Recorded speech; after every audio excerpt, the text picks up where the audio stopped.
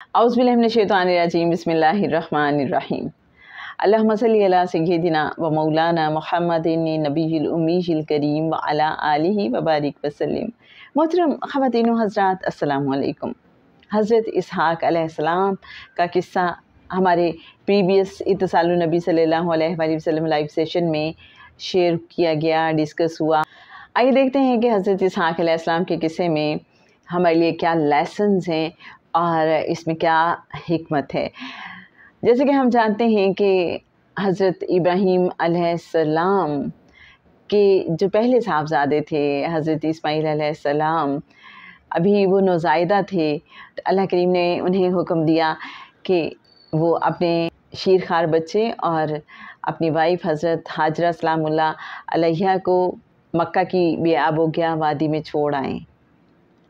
इन्होंने सर तस्लीम खम कर दिया, वहाँ छोड़ आए जहाँ ना कोई आबादी थी, ना खाने पीने की चीज़ें थीं, लेकिन अल्लाह पे यकीन था कि मेरा अल्लाह असबाब मुहैया कर देगा, और अल्लाह ने किए।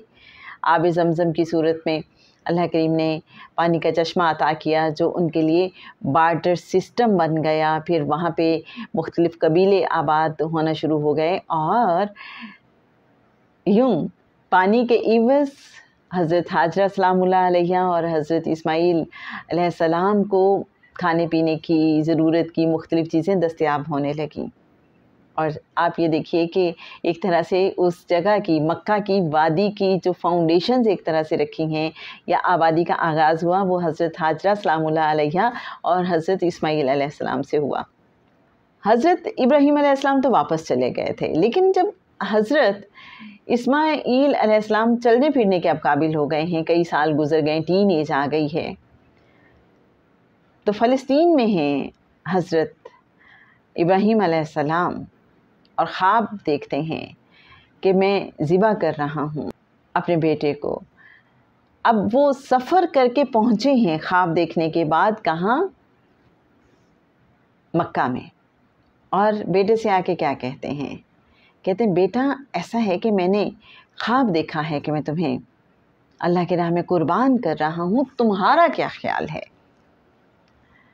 अब देखें कि हज़रत इब्राहीम अलैहिस्सलाम का बेटा हो और सर तस्लीम खम करना ना जानता हो, ये कैसे मुमकिन है? बेटे ने वही जवाब दिया जो एक बेहतरीन इंसान और बेहतरीन पैगंबर दे सकता था। फरमाया, अब्बा जान, आपको जो हुक्म हुआ है कर गुजरिए, बेशक आप मुझे साबिरीन में से पाएंगे। जिस नस्ल में से आका सल्लल्लाहु अलैहि वसल्लम की तशरीफ़ आवरी होगी, उनका किरदार कैसा था, यहाँ से हम समझ सकते हैं।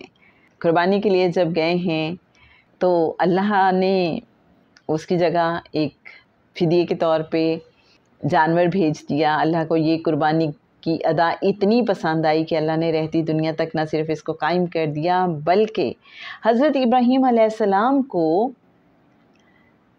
बिशारत दी है, मुख्तलिफ़ इनामात से नवाजा है। एक तो ये हुआ कि रहती दुनिया तक कुर्बानी को कायम कर दिया, दूसरा अल्लाह ने हज़रत इब्राहीम अलैहिस्सलाम को बेटे की बिशारत दी है, हज़रत इसहाक़ अलैहिस्सलाम की, उन पे सलाम भेजा है, और एक ऐसे बेटे की बिशारत दी है जो सालिहीन में से होगा, जो नबियों में से होगा। तो हज़रत इसहाक़ अलैहिस्सलाम क्या हैं? अता हैं। और हज़रत इस्माईल अलैहिस्सलाम क्या हैं? दुआ हैं।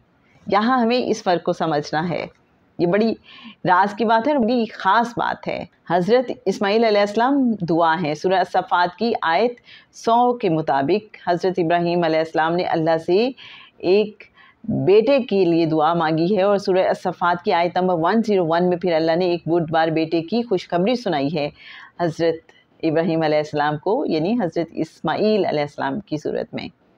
अब जब हज़रत इसहाक़ अलैहिस्सलाम अता हो रहे हैं और फरिश्ते हज़रत लूत अलैहिस्सलाम की तरफ जा रहे हैं उनकी कौम को तबाह करने के लिए, नाफरमानों को तबाह करने के लिए, तो उससे पहले वो आए हैं हज़रत इब्राहीम अलैहिस्सलाम के पास। हज़रत लूत अलैहिस्सलाम कौन हैं? हज़रत इब्राहीम अलैहिस्सलाम के भतीजे। एक ही ज़माना है, इलाके मुख्तलिफ हैं, राइट। अब چونکہ یہ انسانی شکل میں آئے ہیں، حضرت ابراہیم علیہ السلام بہت زیادہ مہمان نواز ہیں، ان کے سامنے انہوں نے کھانا سرو کیا ہے بہترین قسم کا، لیکن جو مہمان ہیں وہ کھانے کی طرف ہاتھ نہیں بڑھا رہے. تو حضرت ابراہیم علیہ السلام ایک دم سے پھر چونکتے ہیں کہ یہ کچھ اور معاملہ ہے. فرشتے پھر وہاں اپنے آپ کو ڈسکلوز کرتے ہیں، اور وہاں پہ وہ حضرت ابراہیم علیہ السلام کو اور حضرت سارہ سلام اللہ علیہ کو خوشخبری سناتے ہیں حضرت اسحاق علیہ السلام کی. اب اس وقت عمر کیا ہے؟ حضرت سارہ کی 90 سال اور حضرت ابراہیم علیہ السلام کی تقریباً 100 سال. اور حضرت سارہ جن کے ہاں 90 سال تک اولاد نہیں ہوئی، ہم سمجھ سکتے ہیں کہ وہاں چانسز نہیں ہیں، اور وہ حیران ہوتی ہیں کہ ایک بانجھ عورت سے بیٹا کیسے. تو یہاں ہمیں سمجھ آتی ہے کہ بظاہر چیزیں، اسباب، وسائل دنیاوی لحاظ سے ہمیں لگے کہ یہ ناممکن ہے چیز، تو بھائی جب اللہ نے فیصلہ فرما دیا، جب اللہ نے چاہا تو ہر چیز ممکن ہے. اللہ کین ڈو ایوری تھنگ، اللہ ہر چیز پہ قادر ہے. ان اللہ علی کل شیء قدیر. تو ہمیں زندگی میں کبھی نہیں سوچنا، کبھی بھی ہمیں ایسے حالات و واقعات نظر آئیں، سارے راستے بھی بند ہو جائیں، تو کبھی یہ نہیں سوچنا کہ اب کچھ نہیں ہو سکتا. ہمیں سوچنا ہے اللہ کین ڈو ایوری تھنگ، سب کچھ ممکن ہے. جب ہم یہ زندگی میں سوچتے ہیں ہاؤ از اٹ پاسبل، یہ نہیں ہو سکتا، ہمارے آگے دیوار کھڑی ہو جاتی ہے، ہماری زندگی تاریک ہونا شروع ہو جاتی ہے، ہم ڈپریشن میں چلے جاتے ہیں. اور جہاں ہم کہتے ہیں نہیں کچھ بہتر ہو جائے گا، کوئی نہ کوئی راستہ نکل آئے گا، تو آپ دیکھیں ایک دم سے گرتا گرتا انسان سنبھل جاتا ہے کہ بہتری ہو جائے گی کچھ. خیر، حضرت ابراہیم علیہ السلام اور حضرت سارہ سلام اللہ علیہ نے تو ایک حیرت کے انداز کے طور پہ یہ فرمایا کہ اچھا یہ بانجھ پن کے باوجود اور اس عمر کے باوجود، بڑھاپے کے باوجود بھی اللہ عطا کر دے گا. تو وہ ایک خوشی کا ایک اظہار تھا، اظہار تشکر بھی تھا، لیکن یہ انہیں یقین تھا کہ اللہ یہ سب کچھ کر سکتا ہے. اچھا جی، حضرت اسحاق علیہ السلام اب عطا ہو گئے. اب ہم ذرا تصور کرتے ہیں کہ پہلے حضرت ابراہیم علیہ السلام کے بیٹے حضرت اسماعیل علیہ السلام بھی موجود ہیں، لیکن وہ مکہ میں ہیں. حضرت سارہ فلسطین میں ہیں، یہاں پہ حضرت اسحاق علیہ السلام ہیں. یہاں ایک بڑی اہم بات سمجھ آ رہی ہے. حضرت ابراہیم علیہ السلام سے پہلے جتنے بھی پیغمبر ہیں وہ مختلف خطوں میں آتے رہے اور نسب ان کا مختلف ہے، لیکن یہاں سے جتنے بھی پیغمبر آئے ہیں وہ حضرت ابراہیم علیہ السلام کے اولاد میں سے آئے ہیں. دیکھا جائے تو یہ ایک ان کی بہت بڑی فضیلت ہے. کیا شرف و فضیلت اللہ نے انہیں عطا کی کہ ان کے نسب میں سے، ان کی نسل میں سے کریم آقا صلی اللہ علیہ وآلہ وسلم، وجہ تخلیق کائنات صلی اللہ علیہ وآلہ وسلم تشریف لائے ہیں. حضرت اسماعیل علیہ السلام کے اولاد میں سے صرف ایک پیغمبر، اور وہ ہیں آقا صلی اللہ علیہ وآلہ وسلم. اور آقا صلی اللہ علیہ وآلہ وسلم کہ جتنے بھی لائنیج کی بات کرتے ہیں، نسب کی بات کرتے ہیں، تو وہ سب بہت خاص اور بہت پاکیزہ لوگ تھے. ہمیں اس بات میں بہت کلیئر ہونا چاہیے. حضرت اسحاق علیہ السلام کی عمر جب 40 سال ہے تو پتہ چلتا ہے کہ شادی ہو رہی ہے. اور اس میں بڑی انٹرسٹنگ بات یہ پتہ چل رہی ہے کہ جب رشتے کے لیے گئے ہیں تو اس میں گھر کے جو ملازم ہیں وہ بھی گئے ہیں. تو اس سے پتہ چلتا ہے کہ جو ملازم ہیں ان کی بھی کتنی زیادہ اہمیت ہے. اگر آپ نے غور کیا ہو تو اگلی انٹرسٹنگ بات یہ ہے، جو حضرت اسحاق علیہ السلام کی ٹو بی وائف ہیں، رفقہ نام ہے ان کا، تو بیتوئیل ان کے والد کا نام ہے. انہوں نے اپنی بیٹی کو کنعان روانہ کر دیا ہے اور وہاں پہ ان کی شادی ہوئی ہے. جس سے ہمیں سمجھ آتی ہے کہ اس ٹائم کا کلچر یہ بھی تھا کہ اس طرح سے بھی شادیاں ہو جاتی تھیں. اگلی بات جو قابل غور ہے کہ 40 سال کی عمر میں شادی ہوئی ہے، اور پہلی اولاد جو ہوئی ہے حضرت اسحاق علیہ السلام کے گھر میں وہ ہے جب حضرت اسحاق علیہ السلام کی عمر ہے 60 سال۔ اللہ کریم نے ان کو جو 2 بیٹے عطا کیے، ان میں سے ایک کا نام انہوں نے رکھا ہے عیسو اور دوسرے کا نام ہے یعقوب۔ حضرت یعقوب علیہ السلام حضرت یوسف علیہ السلام کے والد۔ اب یہاں پہ ایک رشتہ ہم مزید سمجھنے کی کوشش کر لیتے ہیں۔ حضرت یوسف علیہ السلام کے حوالے سے ہم سب ہی جانتے ہیں، بچے بھی جانتے ہیں۔ تو حضرت ابراہیم علیہ السلام حضرت یوسف علیہ السلام کے کیا ہوئے؟ پردادا۔ دادا ہیں حضرت اسحاق علیہ السلام اور والد ہیں یعقوب علیہ السلام۔ تو ایک خوبصورت سا آپ کو فیملی ریلیشن محسوس ہو رہا ہے کہ کیا خوبصورت خاندان ہوگا یہ، کیا کمال خاندان، کہ آگے نسل در نسل نبوت کا سلسلہ چل رہا ہے۔ حضرت ابراہیم علیہ السلام بھی نبی، ان کے دونوں صاحبزادے بھی نبی، پھر حضرت شعیب علیہ السلام بھی حضرت ابراہیم علیہ السلام کی اولاد میں سے ہیں، وہ بھی پیغمبر۔ یہاں پھر حضرت اسحاق علیہ السلام اور حضرت یعقوب، حضرت یوسف سب پیغمبر۔ حضرت اسحاق علیہ السلام کنعان میں ہیں۔ جب ہم حضرت یوسف علیہ السلام کا قصہ پڑھتے ہیں تو وہاں سے بھی ہمیں سمجھ آتی ہے کہ حضرت یعقوب علیہ السلام اپنے بیٹوں کے ہمراہ کنعان میں رہتے تھے شروع میں، بعد میں مصر چلے گئے جب حضرت یوسف علیہ السلام نے بلایا ہے، لیکن یہ کئی سال بعد کی بات ہے۔ تو جناب ایک بار ایسا ہوا کہ قحط پڑ گیا کنعان میں، تو اس وقت حضرت اسحاق علیہ السلام نے فیصلہ کیا کہ مصر جانا چاہیے، لیکن اللہ نے کہا کہ نہیں، آپ جرار چلے جاؤ جو آج کل کا لبنان ہے۔ ہجرت کی سمجھ آ رہی ہے یہاں پہ کہ ہمیں اکثر پیغمبروں کی زندگی میں ہجرت نظر آ رہی ہے۔ حضرت اسماعیل علیہ السلام کے قصے میں پڑھیں، ابھی وہ بہت ہی چھوٹی عمر میں ہیں جب انہیں اپنی والدہ کے ہمراہ ایک طرح سے ہجرت کرنا پڑی ہے، اور حضرت اسحاق علیہ السلام بھی اب اس عمر میں ہجرت کر رہے ہیں اور اللہ کے حکم پہ جرار کے علاقے میں کر رہے ہیں۔ اللہ اپنے جو راز ہیں، حکمتیں ہیں، وہ خوب جانتا ہے، کیونکہ وہاں کے لوگوں کو ضرورت تھی حضرت اسحاق علیہ السلام کی کہ وہاں انہیں اللہ کے دین کی تبلیغ کی جائے۔ حضرت اسحاق علیہ السلام وہاں کے لوگوں کو اللہ کے دین کی طرف بلاتے رہے، توحید کی دعوت دیتے رہے۔ اس کے ساتھ ساتھ ان کا پروفیشن تھا زراعت اور غلہ بانی، وہ بھی کرتے رہے، اور خوب پھلے پھولے ان کے جو جانور تھے۔ ایک رچ خوشحال فیملی سے ان کا تعلق تھا۔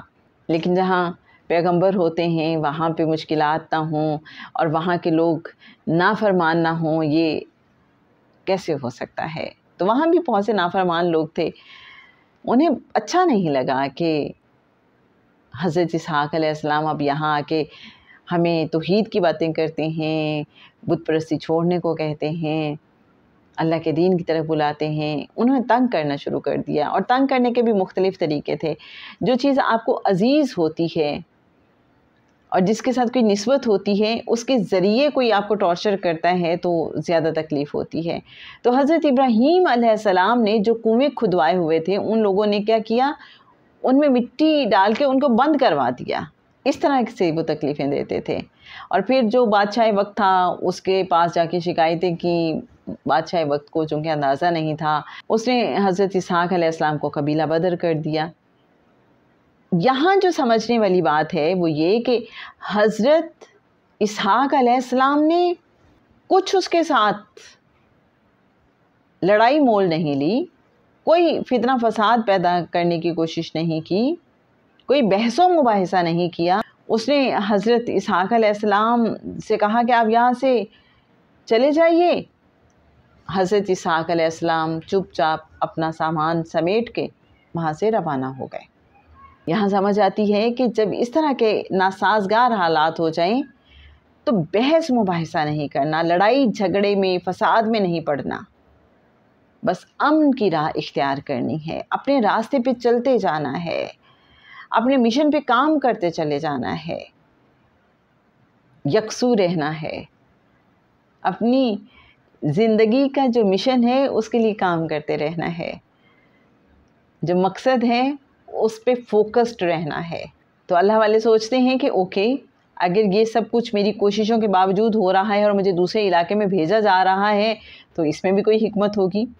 جیسے ہمارے ہاں ہوتا ہے آفیسز میں ٹرانسفرز ہو جاتی ہیں تو ہم ایک دم سے پریشان ہو جاتے ہیں، ہم بعض اوقات بڑی اپروچز کرتے ہیں، سفارشیں کرواتے ہیں، لیکن جب انسان یہ سمجھ لیتا ہے کہ اگر مجھے کسی دوسری جگہ پہ بھیجا جا رہا ہے تو ہو سکتا ہے وہاں کے لوگوں کو میری ضرورت ہو سکتا ہے وہاں کا سسٹم جو ہے وہاں میرا کوئی کنٹریبیوشن ریکوائرڈ ہو، یا یہ بھی ہو سکتا ہے کہ میرے گیپ سے جو پیچھے کے لوگ ہیں ان کو کچھ ریلائز کرانا مقصود ہو۔ اور یہی ہوا حضرت اسحاق علیہ السلام کے معاملے میں۔ جب کچھ وقت گزرا تو بادشاہ وقت کی زندگی میں اتنی ڈسٹربنس پیدا ہو گئی، اتنی پریشانیاں آئیں کہ اس نے کہیں بیٹھ کے سوچا کہ یہ کیوں ہو رہا ہے اور کب سے ہو رہا ہے۔ جب اس نے کیلکولیٹ کیا کہ یہ تب سے ہو رہا ہے جب سے میں نے حضرت اسحاق علیہ السلام کو علاقہ بدر کیا ہے، تو وہ کڑی سے کڑی ملاتا اس بات پہ پہنچ گیا کہ حضرت اسحاق علیہ السلام ٹھیک ہیں اور جو لوگ ان کے خلاف سازشیں کرتے تھے اور مجھے آ کے شکایتیں کرتے تھے وہ غلط تھے۔ اب وہ آیا حضرت اسحاق علیہ السلام کے پاس اور اس نے پھر بڑی معافی مانگی اور ریکویسٹ کی کہ آپ واپس تشریف لے آئیے۔ حضرت اسحاق علیہ السلام کے قصے میں یہ ایک ہمیں نئی بات ملتی ہے جو ابھی تک ہم نے پہلے انبیاء کے قصے پڑھے ہیں وہاں نہیں ملتی۔ وہاں جو بادشاہ تھے، وہ نمرود ہو، وہ فرعون ہو، وہ شداد ہو، وہ کوئی بھی ہو، تو وہ ظالم اور جابر تھے، انہیں احساس ہی نہیں ہوتا تھا وہ کچھ غلط کر رہے ہیں۔ لیکن یہاں پہ ہم نے دیکھا کہ اسے کچھ اپنی غلطی کا احساس ہوا ہے اور اس نے باقاعدہ آ کے معافی مانگی ہے۔ ایک اور بات بڑی جو کامن نظر آئی کہ حضرت اسحاق علیہ السلام کا جب وصال ہوا ہے اور حبرون میں جہاں ان کی والدہ حضرت سارہ سلام اللہ علیہا اور حضرت ابراہیم علیہ السلام کی آخری آرام گاہ ہے، وہیں پہ ان کی بھی آرام گاہ ہے۔ تو والدہ اور بیٹے کی ساتھ ساتھ بالکل اسی طرح سے ہم حضرت اسماعیل علیہ السلام کے قصے میں پڑھتے ہیں کہ جو بیت اللہ ہے یا مطاف ہے، اور کچھ لوگ کہتے ہیں حتیم ہے اور کچھ کہتے ہیں کہ خانہ کعبہ کے اندر، اللہ بہتر جانتا ہے، کہ وہاں پہ حضرت اسماعیل علیہ السلام کی اور حضرت ہاجرہ سلام اللہ علیہ کی آخری آرام گاہیں موجود ہیں۔ تو یہاں پہ بھی ہمیں نظر آ رہا ہے کہ حضرت اسحاق علیہ السلام اور ان کی والدہ حضرت سارہ سلام اللہ علیہ کی آخری آرام گاہیں ساتھ ساتھ ہیں، اور حضرت ابراہیم علیہ السلام کی آخری آرام گاہ بھی وہیں پہ ہے، حبرون۔ اس علاقے کو اب الخلیل کہا جاتا ہے، حضرت ابراہیم خلیل اللہ کی نسبت سے۔ تو جناب یہ تھا حضرت اسحاق علیہ السلام کا قصہ جو ایک عطا کے طور پہ حضرت ابراہیم علیہ السلام کو عطا کیے گئے تھے، ان کے دوسرے صاحبزادے، اور پھر عطاؤں کا سلسلہ کیسے جاری و ساری ہوا، کچھ ہم جان چکے اور کچھ انشاءاللہ جانتے رہیں گے، کیونکہ اوبویسلی بہت سے پیغمبروں کی جو بات ہوگی وہ حضرت اسحاق علیہ السلام ہی کی نسل میں سے ہیں۔ اللہم صلی علی سیدنا و مولانا محمد معدن الجود والکرم وعلی آلہ وبارک وسلم۔